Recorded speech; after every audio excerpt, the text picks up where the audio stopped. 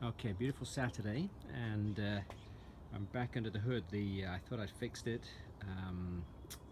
Last weekend the car had I threw a code, engine warning light, big airflow emissions, vapor system leak. So I went in there, stripped off this thing, went in here, even got myself a cigar and did the smoke test.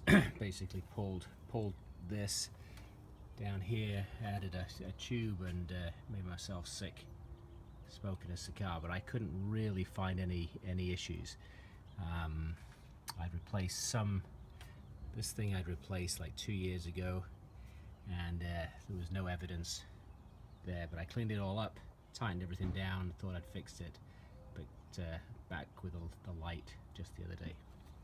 So we've got the reader going. It's been going for a while here. It seems to take a long time to throw or bring back the codes. So let's see what it is. Okay, so that's it. 555. And last time I had 2 codes on here, so 455. So I think that is the same code for the leak. So let's see, I did have one other find that I'm going to try and fix.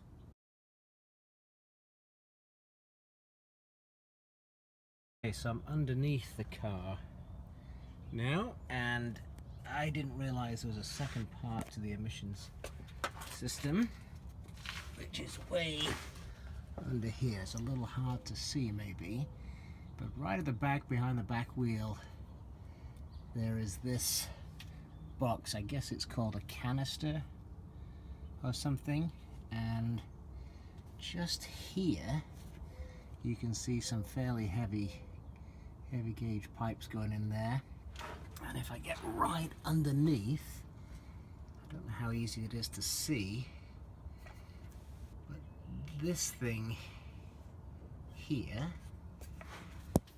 has if I wiggle it around, you can see there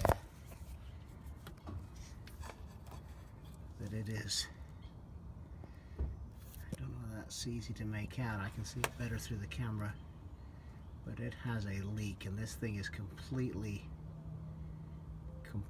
perished. So I'm hoping that's what it is. That seems to be part of the emissions system, so I'm going to go in there. Very hard to find just the part, but I've got something that I think will work, so I'm going to put that on and see whether that is the issue. In fact, look at that. There's really nothing left of that, so I'm hoping that's the problem. Yeah, so actually this is another view of this thing. There's the box, and there's the thing going in. You can see that it's just nothing. There's nothing left of this thing at all, so I'm hoping that's what it is. Okay, so that was it.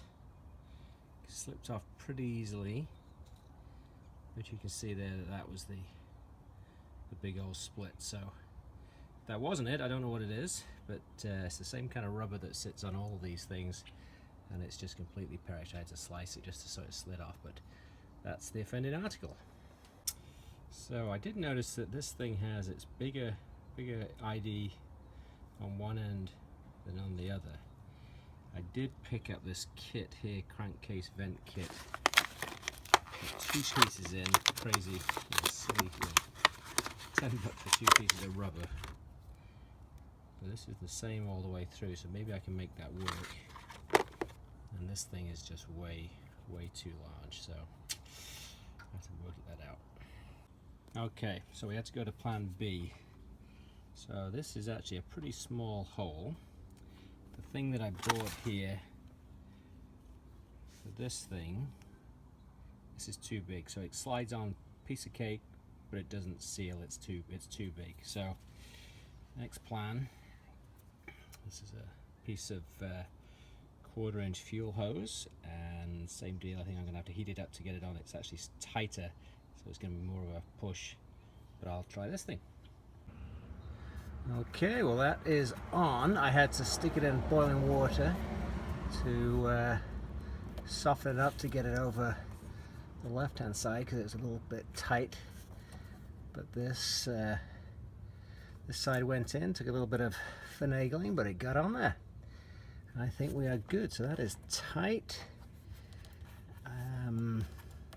Check the other ones whilst we're there. I think we may be in good shape. Alright, go and reset the code and see whether it stays off.